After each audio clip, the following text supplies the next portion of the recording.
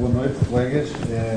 Quero agradecer a vossa presença através da net, mas também queria agradecer ao Dr. Rui Mendonça que nos recebe na sua casa, aqui, muito particular aqui no velhinho CDP, o velhinho do IANT, Instituto de Apoio às Doenças da Tuberculose. O Porto era um dos locais com mais prevalência da tuberculose nos tempos idos. Portanto, estamos aqui num local respiratório. Eu agradeço ao Dr. Rui Mendonça ter-nos acolhido aqui na sua casa, e ao Dr. Carlos Martins, que é o organizador destas sessões, o convite para participar. Os meus conflitos de interesse já foram ditos.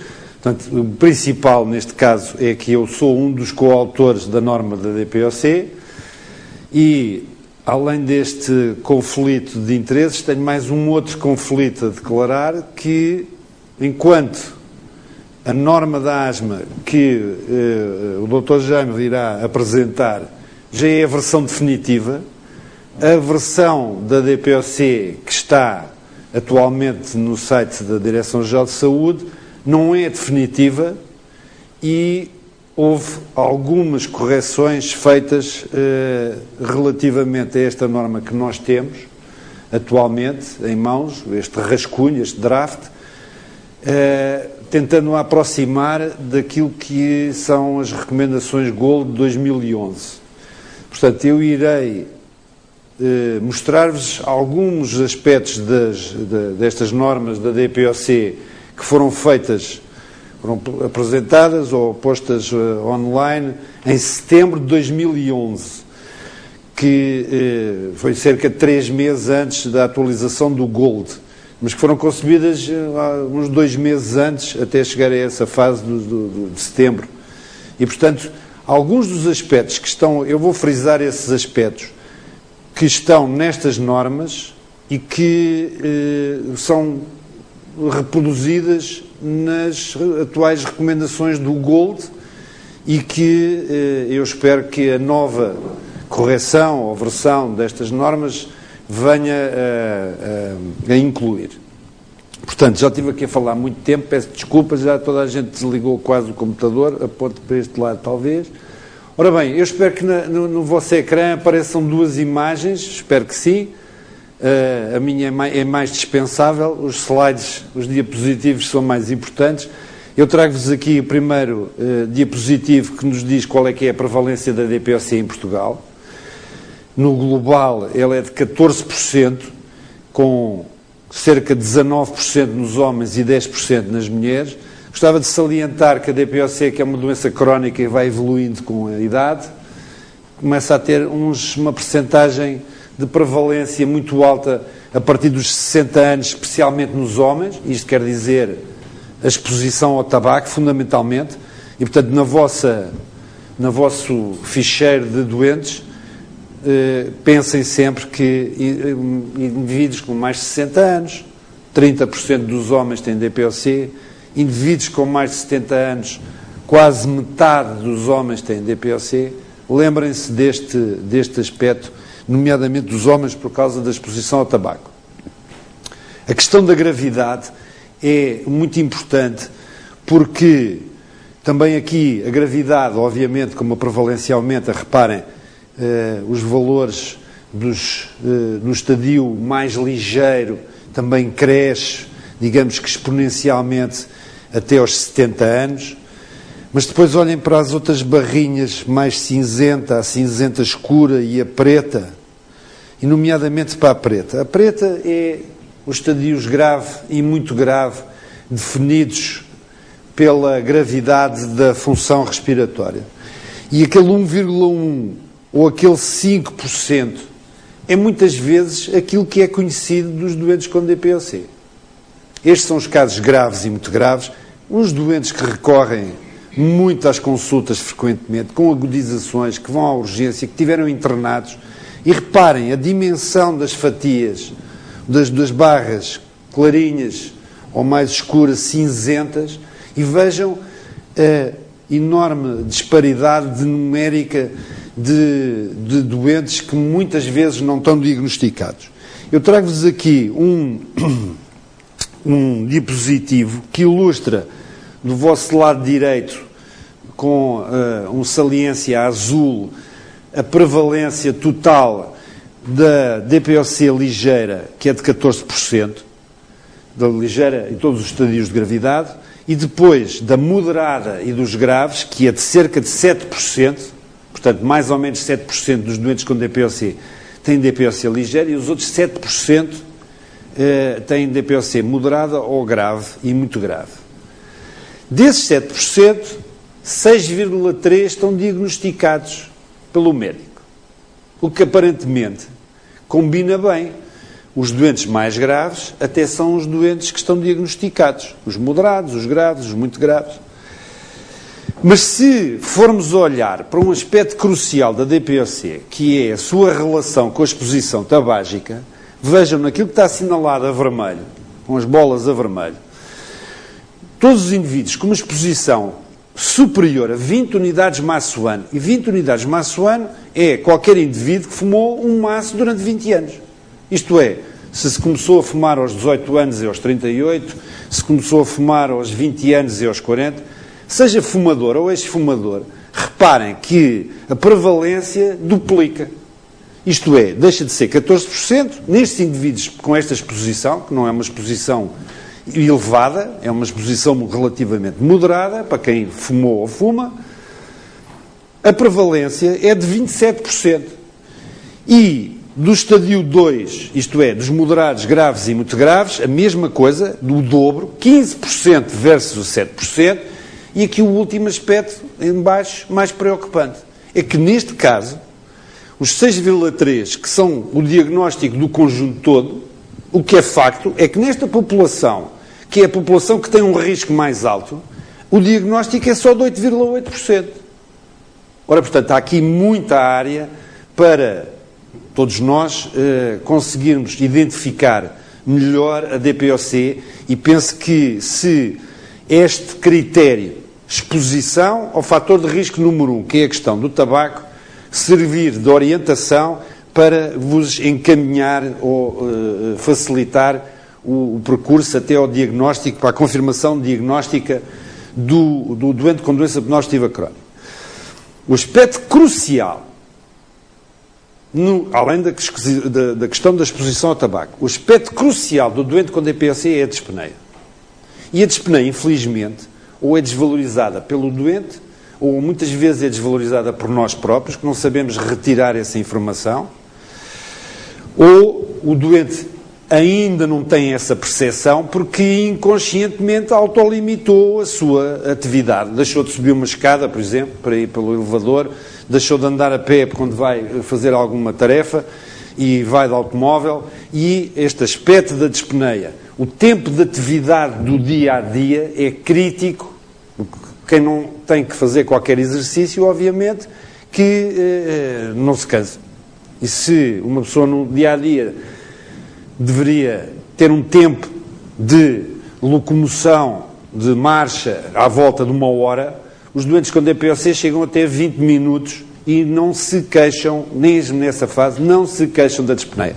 O que é facto é que a dispneia é uma espiral, como podem ver ali. A dispneia conduz à inatividade, ainda ciclo vicioso, a uma reduzida capacidade de exercício, e isto depois, acompanhado das agudizações que só podem agravar esta espiral, contribui para uma redução da qualidade de vida, e isto é, digamos que o retrato clínico que o nosso doente com DPoC tem. Portanto, dispneia é crítico para se suspeitar da DPoC. Eu já foquei a questão da exposição e agora o sintoma principal, a dispneia. Este é o terceiro aspecto. Para confirmar se o doente tem doença pulmonar obstrutiva crónica, é essencial fazer uma espirometria. Espirometria, exame da função respiratória. Se calhar nos grandes centros habitualmente faz-se espirometria, faz-se uma mecânica ventilatória, que é um dos itens que muitas vezes está acessível na prescrição de MCDTs, mas a espirometria é o crucial para identificar. E, portanto, temos uma relação entre o FEV e o FVC inferior a 70%, e depois a gravidade do FEV determina a gravidade espirométrica da doença, e cá está o estadio ligeiro, o estadio moderado, o grave e o muito grave. Um último aspecto que eu quero salientar aqui, que é a questão dos custos, que hoje estão, obviamente, na ordem do dia, e dizer que um dos dados, enfim, mais recentes, não são assim tão recentes quanto isso, mas dos mais recentes, 2008, os custos de internamento da DPOC foram de 25 milhões de euros. Hoje anda toda a gente a contar os tostões, 25 milhões de euros é importante. E qualquer redução que se consiga no internamento dos doentes com DPOC, que tem uma agudização grave, é bem-vinda em termos dos doentes, obviamente. Os doentes correm risco de vida quando têm uma agudização grave, mas é também em termos de custos. Mas um aspecto particular no cantinho do lado direito do slide é a taxa de mortalidade dos doentes com DPOC que são internados por uma agudização grave, que é o último número que está ali, é 7,1. Este 7,1 é muitíssimo semelhante à taxa de mortalidade do infarto do miocárdio no contexto da doença coronária. Isto é, uma agudização grave na DPOC, no contexto da DPOC, é, em termos médicos, um acontecimento de uma gravidade semelhante àquilo que acontece com um infarto do miocárdio na doença, no contexto da doença coronária. Portanto, tudo o que nós pudermos fazer em termos de identificar, diagnosticar, confirmar o diagnóstico e tratar o doente reduzindo o impacto na doença e conseguindo reduzir estas agudizações, obviamente tem um impacto enorme na área respiratória. NOC. Aquilo que eu tinha dito é que esta versão que vocês têm ao dispor é de 30/9/2011 e eu só vos quero chamar a atenção de alguns pontos que são coincidentes com aquilo que mais tarde, alguns meses mais tarde, veio a ser publicado pela iniciativa GOLD 2011, que é a iniciativa na área da DPOC que tem mais impacto a nível mundial e que eu penso que em Portugal se achou que não se podia fugir a esta orientação global. E, portanto, logo no ponto número 1, o diagnóstico de doença pulmonar crónica é feito na presença de sintomas, e eu já chamei a atenção para o sintoma marjo, que é a dispneia, exposição a fatores de risco, a questão do tabaco foi aqui abordada, e depois as alterações espirométricas que confirmam a existência de obstrução. Ponto 2. Recomenda-se que a avaliação dos sintomas seja ativamente investigada. Isto é crítico para conseguirmos obter a informação se existe ou não existe dispneia. 3. A espirometria é sempre realizada para diagnosticar obstrução em doentes com sintomas respiratórios. Doente com sintoma respiratório. Se tem fatores de risco, ainda melhor. Se não tem fatores de risco, a espirometria é crucial para identificar a existência de obstrução. Por oposição, não achamos que seria de recomendar que fosse feita a espirometria a todos os fumadores, independentemente da idade e da existência de sintomas. Portanto, são dois extremos e, se tiverem cuidado, conseguirão, nos doentes com DPOC, conseguirão obter sintomas que vos vão confirmar o diagnóstico. Este é o gráfico que vocês já viram da gravidade espirométrica. Um outro aspecto crucial ali nos critérios é a linha B, que diz que o especialista de medicina geral e familiar tem um papel fundamental no diagnóstico precoce e seguimento do doente com DPOC. Isto é crítico, é nas vossas mãos que está a DPOC, na sua grande expressão, nomeadamente aquelas barrinhas cinzentas que eu mostrei. Provavelmente a pneumologia terá guardada para seguir aqueles doentinhos que têm aquela barrinha mais preta. Estará na vossa mão praticamente toda a área do diagnóstico e do seguimento do doente com DPOC. E depois, no ponto J, diz, independentemente da gravidade funcional, são fatores de agravamento a existência de exacerbações frequentes. Um doente que tem constipações frequentes, que faz 1, 2, 3 antibióticos em cada outono ou em cada inverno, e que vai a uma urgência, ou que é internado, isto contribui para maior gravidade nestes doentes, e a presença de comorbilidades. É extremamente frequente estes doentes terem doença cardiovascular concomitante. Portanto, quando tiverem um doente que fumou ou que fuma, que tem dispneia e que tem uma doença cardiovascular, pensem que do outro lado da moeda está a DPOC. E vice-versa. Quando tiverem um doente com DPOC, pensem que ele tem do outro lado uma doença cardiovascular. Isto é praticamente quase um acompanhamento gêmeo. Estes algoritmos que vocês têm e de orientação terapêutica foram colocados na norma por forma a não serem um espartilho para a nossa atividade clínica. Embora em todas as normas esteja lá sempre que qualquer prescrição não cumprindo a norma será devidamente justificada no processo clínico do doente. Portanto, temos sempre a possibilidade de, se o nosso critério clínico o considerar, de apresentar outras soluções. Mas em termos de regras há sempre algumas orientações. As orientações aqui, nesta altura, estavam vocacionadas ou estavam feitas de forma a cumprir a introdução dos fármacos segundo a gravidade da espirometria, gravidade da obstrução por espirometria. De forma a que isto não contrariasse, e porque nós próprios considerámos que isto era demasiado um espartilho, demasiadamente preso, e muitas vezes havia muitos doentes que escapavam a este perfil de orientação terapêutica, foi colocado na ponte 13 da norma a presença de sintomas não controlados de forma adequada ou a existência de exacerbações frequentes, portanto, sintomas não controlados, agudizações frequentes. Com o tratamento farmacológico pode modular a estratificação terapêutica com o seguinte algoritmo, que é aquele que vocês encontram do lado direito e que estava baseado numa publicação de umas NOC, são estas NICE, são as NOC inglesas, e nós socorremos dessas recomendações para poder sair um bocadinho deste partido. E as recomendações orientam-se, fugindo da questão da obstrução ou da gravidade da obstrução, foge-se para os sintomas que não estão controlados, isto é, dispneia ou exacerbações frequentes.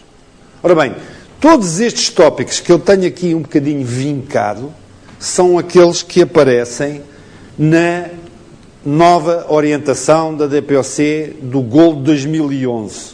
Esta é a definição na sua versão original, em inglês, que tem 2 ou 3 aspectos que eu quero salientar.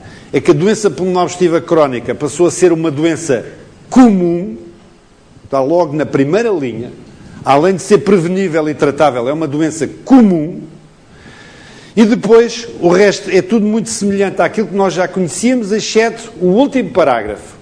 E o último parágrafo diz-nos: exacerbações e comorbilidades contribuem para a gravidade individual, a gravidade da doença em termos individuais. Portanto, eu só vos deixo aqui o tópico da definição do GOLD 2011, chamando a atenção de que os pontos que eu salientei, extraí daquilo que está atualmente em publicação, em pré-publicação, no site da DGS, tem lá os pontos cruciais e críticos daquilo que mais tarde veio a ser reconhecido pelo GOLD 2011. E penso que já falei um bocadinho de tempo a mais.